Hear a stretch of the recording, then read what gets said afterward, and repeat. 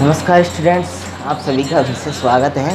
तो हम लेकर आ गए हैं आपके लिए अगला वीडियो। तो हम पढ़ रहे थे प्रश्नवाला 2.2। चलिए स्टार्ट करते हैं। तो हमने सवाल नंबर 2 तक कर लिए थे, अब करेंगे तीसरा। चलिए तीसरा सवाल कह रहा है कि अभाज्य गुणनखंड विधि द्वारा निम्नलिखित पूर्णांकों का महत्तम समावर्तक एवं लघुत्तम समावर्तक ज्ञात कीजिए। आपको एलसीएम व एचसीएफ ज्ञात करना है बस। चलिए इसमें पहला सवाल है आपका कि 12, 15 और 21 इनका आपको एलसीएम व एचसीएफ निकालना है। तो सर्वप्रथम आप देखिए इनके गुणनखंड, अभाज्य गुणनखंड निकाल लीजिए। देखिए तो 12 का अभाज्य गुणनखंड कितने हो जाएंगे? 2 गुणा 2 गुणा 3, यानी 3 दूनी 6, 6 दूनी 12। तो इसके अभाज्य गुणनखंड इसको ऐसे भी लिख सकते हैं 2 की घात 2 गुणा 3। ठीक है। इसी प्रकार 15 का देख लीजिए आप। 15 का हो जाएगा 3 गुणा 5, तो 5 3 15, इसका केवल यही हो जाएगा। 21 का देख लीजिए। 21 का हो जाएगा 3 गुणा 7, 7 3 21। तो ये इनके अभाज्य गुणनखंड हो जाएंगे।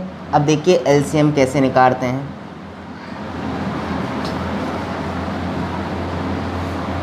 देखिए एलसीएम में क्या होता है कि इसमें से सभी गुणनखंड आते हैं, मतलब जो अंक कॉमन होता है वो भी आता है और जो कॉमन नहीं होता है वो भी आएगा। तो देखिए सर्वप्रथम ये 2 की पावर 2 है, तो ये भी आएगा इसमें 2 की पावर 2 गुणा कॉमन क्या है 3, तो ये 3 आ जाएगा। 5 भी आ जाएगा और 7 भी आ जाएगी। अब इनका गुणनफल कर लीजिए आप। तो देखिए 2 की घात 2 यानी 4, 4 3 12, 12 पंजे 60, 60 यहाँ तक 60 हो गया ना। 60 गुणा 7 कर लो तो 0 6 सत्ते 42, तो 420 इनके क्या हो गया एलसीएम। इसी प्रकार एचसीएफ देखिए। एचसीएफ में कुछ नहीं है, तीनों में जो अंक कॉमन होता है ना वही इनके एचसीएफ में शामिल होंगे। तो 3 इसमें है, 3 इसमें है, 3 इसमें है। 2 की घात 2 यानी 2 इसमें है, इसमें नहीं है, इसमें नहीं, तो 2 नहीं आएगा। 5 इसमें है, इसमें नहीं है, इसमें नहीं, तो 5 नहीं आएगा। 7 इसमें है, इसमें नहीं है, इसमें नहीं है, तो 7 नहीं आएगा। एचसीएफ की बात हो रही है भाई। तो एचसीएफ में 3 3 3 तीनों में है, तो केवल एचसीएफ क्या जाएगा आपका 3 आ जाएगा। यही आपका एचसीएफ है। एलसीएफ में जो कॉमन होता है वो भी आता है और जो कॉमन नहीं होता है वो भी आता है। तो देखिए कॉमन 3 है, तो 3 तो आता ही है। 2 की पावर 2 वो भी आता है, और 5 जो सिर्फ इसी में है वो भी आएगा, और 7 इसी में है वो भी आएगा। इनका गुणनफल किया तो एचसीएफ 420 और एलसीएम 420 और एचसीएफ 3 आ जाएगा। ठीक है। तो इस तरह से आप इनका एलसीएम व एचसीएफ निकाल सकते हो। चलिए दूसरा देखिए, बहुत सिंपल है। दूसरा सवाल देखिए। बस आपको इनका अभाज्य गुणनखंड निकालना आना चाहिए बस, फिर आपको इनका गुणनफल करना ही पड़ेगा बस। देखिए दूसरा सवाल है 24, 15 और 36 इनके आपको एलसीएम व एचसीएफ निकालने हैं। तो देखिए पहले 24 का देख लीजिए। 24 के अभाज्य गुणनखंड क्या हो जाएंगे? देखिए 8 3 24 होते हैं ना, तो 8 कितना होता है 2 गुणा 2 गुणा 2, इनका मतलब 8 हो गया, और गुणा 3, 8 3 24 हो गया ना। तो ये अभाज्य गुणनखंड हो गया इसका। तो इसको ऐसे भी लिख सकते हैं 2 की पावर 3 गुणा 3, मतलब 1 2 3 है ना 2, तो इसको 2 की पावर 3 गुणा 3 ये है वो लिख लिया। ठीक है, अब चलिए देखिए 15 का देखिए। 15 को आप लिख सकते हैं 3 गुणा 5। इसी प्रकार 36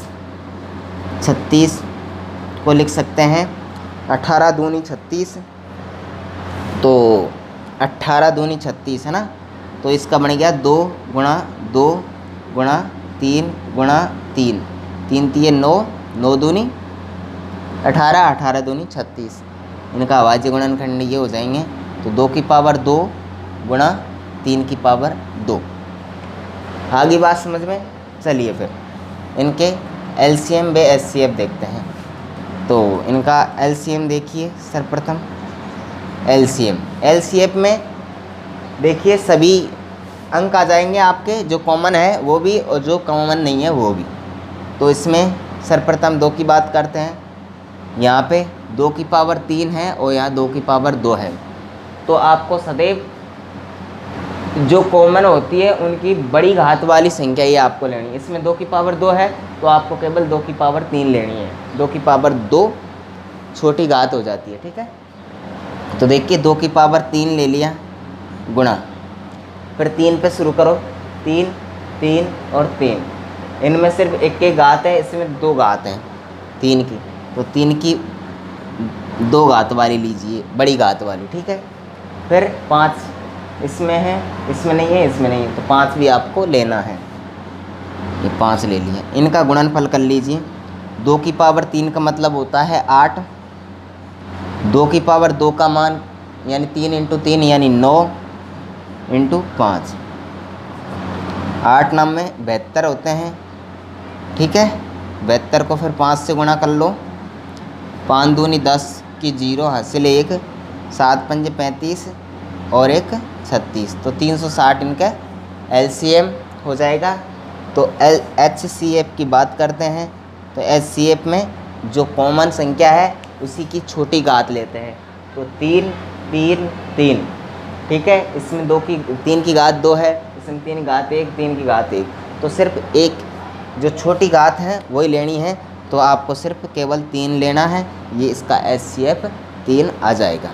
ठीक है, तो इस तरह से आपको इनके एलसीएम और एचसीएफ निकालने होते हैं। चलिए अगला देखते हैं,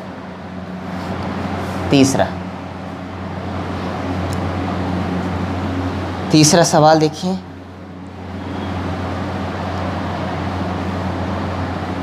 देखिए भाई थर्ड क्वेश्चन,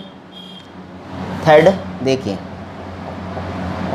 थर्ड क्वेश्चन है आपका 17 23 29, 17 23 और 29, इनके आपको एलसीएम वो बे एचसीएफ निकालने हैं। ठीक है, तो देखिए भाई आप इससे कंफ्यूज मत होना। 17, तो 17 का अभाज्य गुणनखंड निकालो, तो 17 में सिर्फ 17 का ही भाग जाता है, इसको आप ऐसे लिख सकते हैं, लिखना चाहो तो 1 गुणा 17। ठीक है, 23 है, 23 का आपको सिर्फ 23 का भाग 23 में ही जाता है और किसी का नहीं जाता है, तो 1 गुणा 23 लिख सकते हैं। 29 में भी सिर्फ 29 का ही जाता है, इसको 1 गुणा 29 लिख सकते हैं। ठीक है, तो देखिए भाई एलसीएम की बात करते हैं, तो एलसीएम में देखिए इनमें कोई भी कॉमन संख्या नहीं है, सिर्फ एक का मान तो एक ही होता है, इसको तो किसी से गुणा करो वही संख्या आती हैं। तो देखिए इनको आपस में गुणा कर लेते हैं, 17 गुणा 23 गुणा 29, इनका गुणनफल कितना आएगा वो देख लेते हैं। आप गुणा करके देख सकते हैं, देखिए गुणा कर लीजिए। 23 गुणा 17 करो, 17 एकम 17, 17 दूनी 34, 17 3 51 का 1 हासिल 5, 17 दूनी 34 और 5 कितना हो जाएगा 39, तो 391 को फिर 29 से गुणा कर लो, तो 9 को 9 से किया तो 81 हासिल 8, 9 30 27 27 और 8 कितना हो जाएंगे 35 इंटू 2, 9 दूनी 18 का 8 हासिल 1, 3 2 6 1 7, 9 3, 8 पार 13 का 3 हासिल 1 और ये 11, तो 11,339, 11,339 ये LCM आ जाएंगे इसके 11,339, ठीक है ना। इसका गुणनफल कितना आया 11,339 इनका LCM आएगा। अब देखिए इसमें क्या कॉमन है वो SCF में देख लेते हैं। SCF में क्या होता है, जो संख्या कॉमन होती है वो इसका SCF होता है। तो कॉमन आप एक तो सभी में लगाया आपने, तो इसका SCF केवल क्या आएगा 1 आएगा।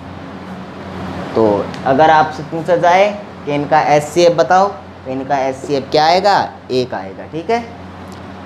इस तरह से नेक्स्ट देखते हैं। नेक्स्ट सवाल है आपका, नेक्स्ट देखते हैं, ठीक है। चौथा सवाल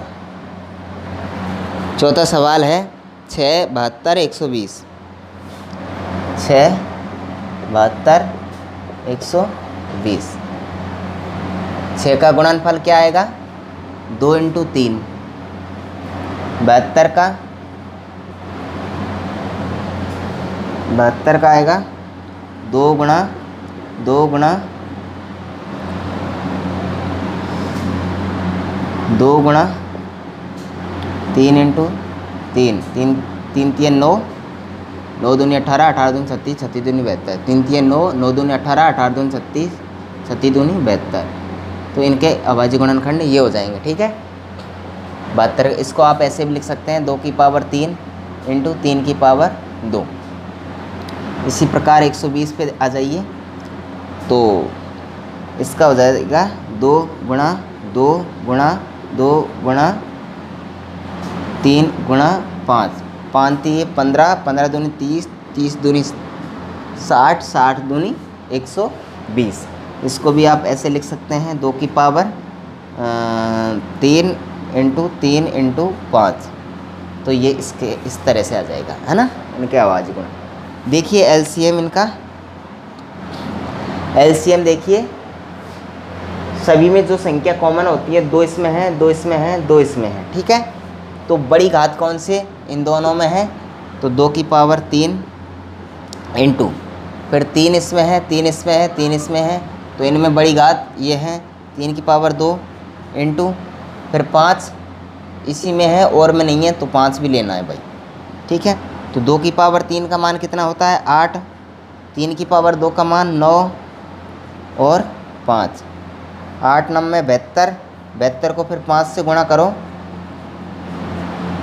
5 दूनी 10 की 0 हासिल 1, 7 पंजे 35 1 36, 360 इसका LCM आएगा भाई, ठीक है। चौथे सवाल का 360 आ गया, ठीक है।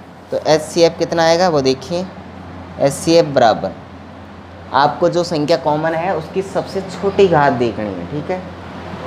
2 की पावर 3, 2 की पावर 3, 2 की पावर 1, तो 2 की पावर 1 लेनी है, 2 की पावर 1 गुणा 3 3 3, 3 की पावर 1, 3 की पावर 2, 3 की पावर 1, तो 3 की पावर 1, तो 3 की पावर 1 यानी 2 गुणा 3 बराबर कितना SCF कितना आएगा 6 आ जाएंगे, है ना। महत्तम समावर्तक 6 और लघुत्तम समावर्त्य 360, ये ठीक है। इस तरह से आप इनका LCM और SCF निकाल सकते हैं।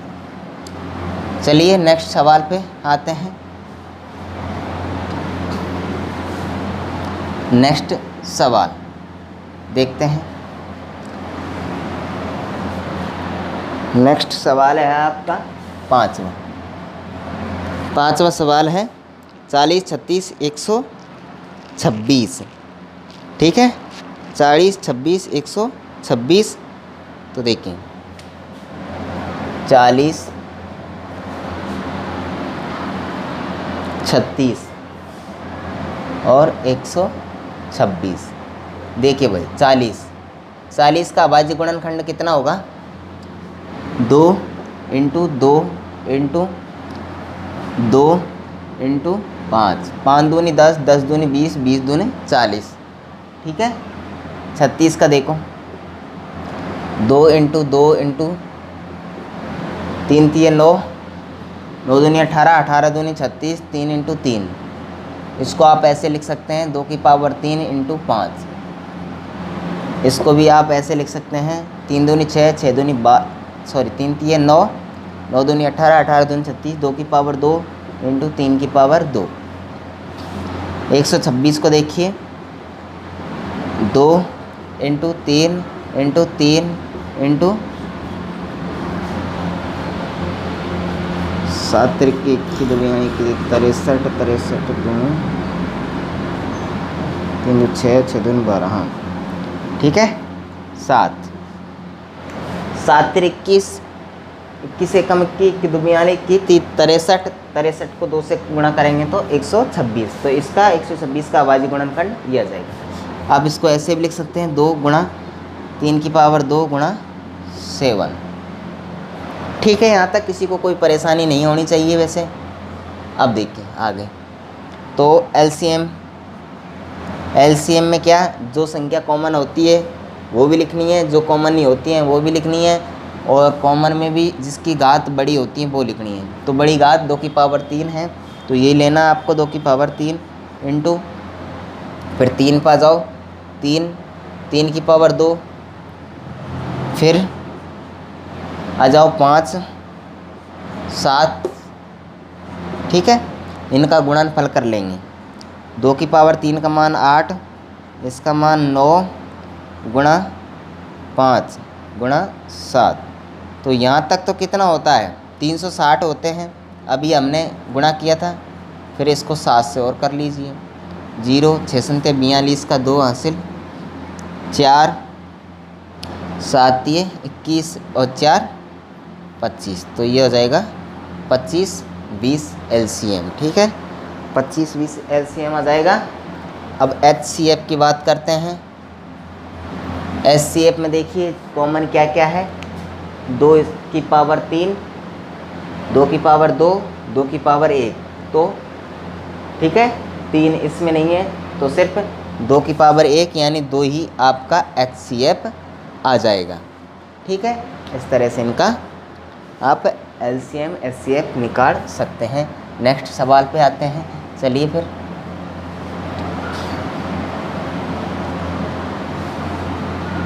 आपको, मुझे उम्मीद है आपको समझ में आ रहा होगा।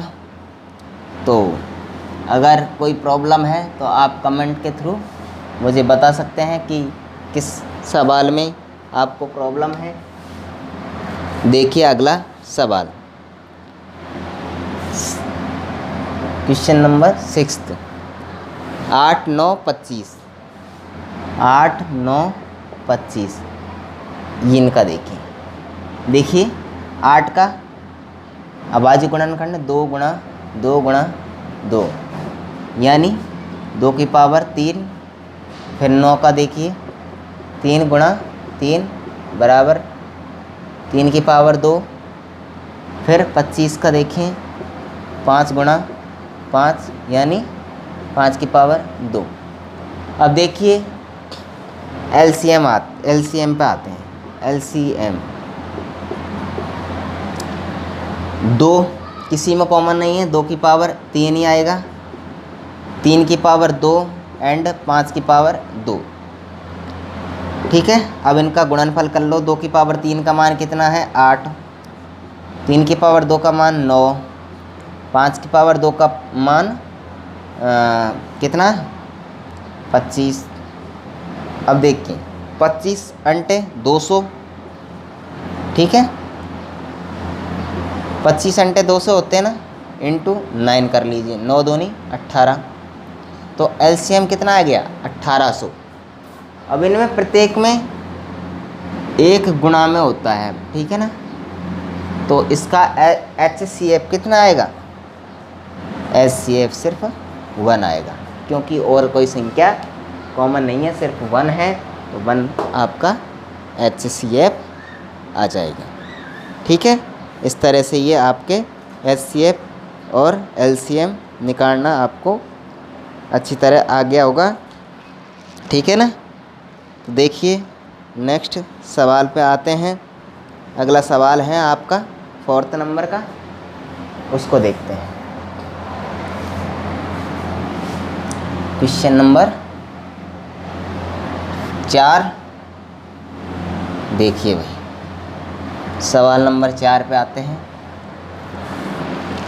टोटल 5 सवाल हैं, तो आज ये पूरी हो जाएगी। देखिए सवाल को पढ़ते हैं।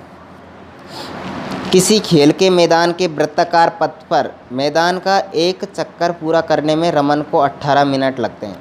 तो भाई एक चक्कर में कितना टाइम लगता है? टाइम कितना लगता है? 18 मिनट। ठीक है, आगे देखते हैं। जबकि इसी वृत्ताकार पथ पर मैदान का एक चक्कर पूरा करने में अनुप्रिया को 12 मिनट का समय लगता है। तो इसी एक चक्कर में अनुप्रिया को कितना लगता है? ये तो है अनुप्रिया, और ये कौन है?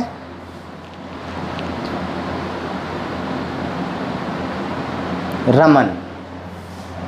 ये रमन है। रमन को कितना टाइम लगता है एक चक्कर में? 18 मिनट, और अनुप्रिया को 12 मिनट लगता है। फिर माना कि दोनों एक ही स्थान से एक ही समय पर चलना प्रारंभ करते हैं तथा एक ही दिशा में चलते हैं, तो बताइए कितने समय बाद दोनों पुनः प्रारंभिक स्थान पर मिलेंगे। चलिए फिर देखिए भाई, आपको इनका क्या करना है। रमन, तो रमन कितना 18 मिनट लेता है, और अनुप्रिया कितना लेती है? 12 मिनट। निकालने के लिए आपको ऐसे निकालना पड़ेगा। इसका अभाज्य गुणनखंड कर लीजिए।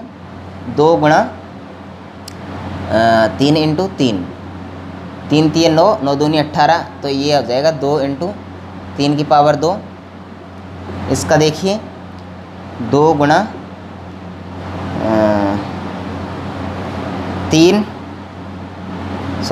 2 गुणा 2 इंटू 3, तो ये आ जाएगा 2 की पावर 2 गुणा 3। अब देखिए जो कॉमन संख्या है, तो आपको 2 की पावर 2 लेना है। तो एलसीएम देखिए, एलसीएम बराबर आ जाएगा 2 की पावर 2 इंटू, ये बड़ी घात लेनी है 3 की पावर 2, तो आ जाएगा 2 की पावर 2 का मान 4 इंटू 3 की पावर 2 का मान कितना आएगा? 9, 9 चौका 36। तो अतः दोनों 36 मिनट बाद एक ही स्थान पर मिलेंगे, एक ही स्थान पर मिलेंगे। ठीक है, तो कितने मिनट बाद मिलेंगे? 36 मिनट बाद। तो 36 मिनट बाद वो एक ही स्थान पर मिलेंगे। ठीक है, तो इस तरह से वो यहाँ पे मिल जाएंगे। ठीक है, चलिए अगला देखिए, 5वां नंबर का सवाल।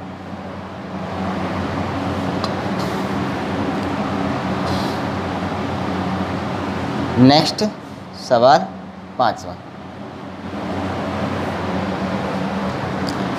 अगला सवाल है आपका 5वां नंबर का। देखिए सवाल पढ़ते हैं।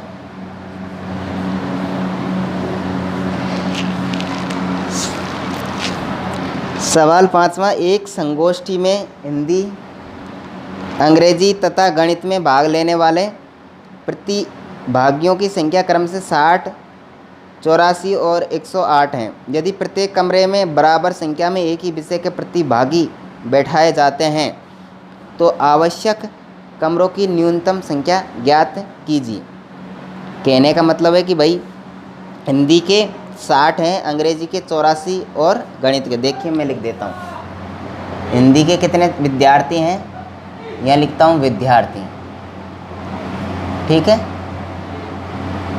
तो हिंदी के कितने हैं? 60। हिंदी के 60 विद्यार्थी और अंग्रेजी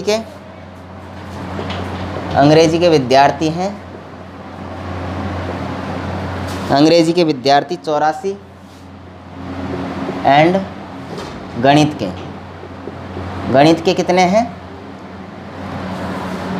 108।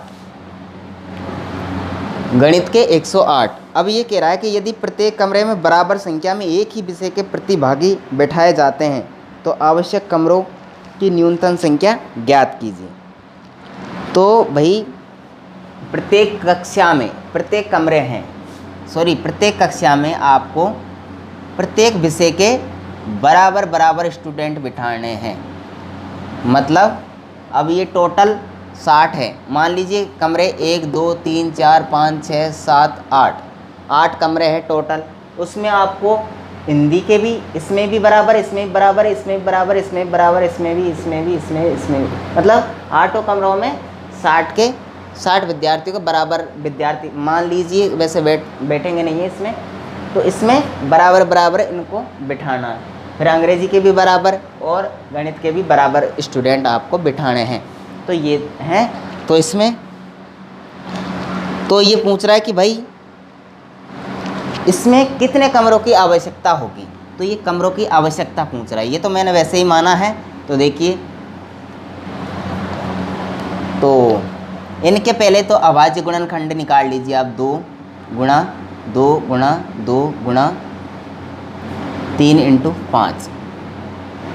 तो 5 × 3 = 15, 15 दूनी 30, 30 दूनी 60, ठीक है ना। तो यहाँ पे इसको ऐसे भी लिखोगे 2 की पावर 2 गुणा 3 × 5।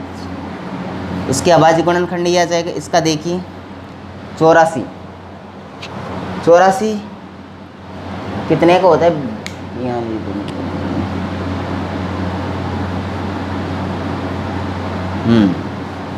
तो 2 × 2 × 3 × 7, 7 × 21, 21 2 42, 42 दूनी 84 होते हैं। इसको आप ऐसे भी लिख सकते हैं 2 की पावर 2 × 3 × 7। 108 पे देखिए 108 54 दूनी 108 होते हैं ना। तो 2 × 2 × 3 × 3 × 3, 3 3 9, 9 3 27, 27 दूनी 54, 54 दूनी 108 हो जाएंगे। ठीक है, ठीक है। अब देखिए इसको आप इस तरह से भी लिख सकते हैं 2 की पावर 2 × 3 की पावर 3। तो इनके अभाज्य गुणनखंड इस तरह से ये आ जाएंगे, इसके ये और इसके ये। अब देखिए आपको बराबर स्टूडेंट बिठाने के लिए कितने कमरों की आवश्यकता होगी। तो आपको इनमें आप HCF निकालना पड़ेगा। तो 60 84 108 का HCF कितना आएगा? तो कॉमन संख्या 2 2 और 2। तो सबसे न्यूनतम संख्या सिर्फ 2 की पावर 2 सभी में है, तो आप 2 की पावर 2 ले सकते हैं इंटू 3 इसमें, 3 इसमें और 3 इसमें भी है, और 3 की घात 1 है तो केवल 3 ही आएगा। तो 2 की घात 2 यानी 2 दूनी 4 इंटू 3, तो 4 3 12 संख्याओं के 12 आ जाएंगे विद्यार्थियों के HCF। अब देखिए हिंदी के कितने आएंगे प्रत्येक कमरे में? हिंदी के प्रत्येक कमरे में हिंदी के विद्यार्थी यानी 60 बटा 12, 12 पंजे 60। फिर अंग्रेजी के देखिए 84 में 12 का भाग दीजिए, तो 12 × 12 और 6 32 12 को 12 में 60 12 72 12 में 7 84, तो 7। ठीक है। इसी प्रकार गणित के देखिए, गणित के 108 बटा 12, तो 12 में 108 9। गणित के स्टूडेंट 9 कमरों में शिफ्ट होंगे। ठीक है। तो आवश्यक न्यूनतम कमरों की संख्या क्या आ जाएगी, इनको आप जोड़ लीजिए। तो आवश्यक न्यूनतम कमरे, न्यूनतम कमरे क्या आएंगे, बराबर 5 + 7 और +9 बराबर 16 और 5 21। तो 21 कमरों की आवश्यकता होगी। ठीक है, कमरों की आवश्यकता। ठीक है, देखिए दोबारा समझिए। ये कह रहा है कि भाई हिंदी में 60 विद्यार्थी, अंग्रेजी में 84 और गणित में 108 है। ये कह रहा है कि भाई प्रत्येक विषय के विद्यार्थी प्रत्येक कमरे में बराबर आने चाहिए। तो न्यूनतम कितने कमरों की आवश्यकता पड़ेगी, तो 60 के आपने अभाज्य गुणनखंड निकाल लिए, 84 के ये आ जाएंगे और 108 के ये आ जाएंगे। अब इनका आपको HCF निकालना पड़ेगा। न्यूनतम के लिए HCF निकालते हैं और अधिकतम के लिए आप LCM निकालते हैं। ठीक है, तो न्यूनतम के लिए HCF निकाला हमने, तो कॉमन 2 की पावर 2 गुणा 3 है 3, तो कॉमन मतलब 2 की पावर 2 यानी 4 गुणा 3 यानी 12, सॉरी 9 कमरों में 12 स्टूडेंट बिठा सकते हैं। सॉरी 12 स्टूडेंट आप 9 कमरों में शिफ्ट कर सकते हैं। अंग्रेजी में भी 12 7 कमरों में, हिंदी के स्टूडेंट 12 5 कमरों में शिफ्ट कर सकते हैं। तो न्यूनतम टोटल कमरे हो जाएंगे 5 + 7 + 9 यानी 21, ये है। ठीक है, तो हिंदी के बच्चे बराबर यानी 12 5 में, और अंग्रेजी के 7 कमरों में, गणित के 9 कमरों में शिफ्ट हो जाएंगे। इस तरह से आपका आंसर आ जाएगा 21 कमरे, यानी 21 कमरे। तो ये आपकी प्रश्नावली यहीं पे ख़त्म होती हैं। फिर स्टार्ट करते हैं अगली, तब तक के लिए नमस्कार।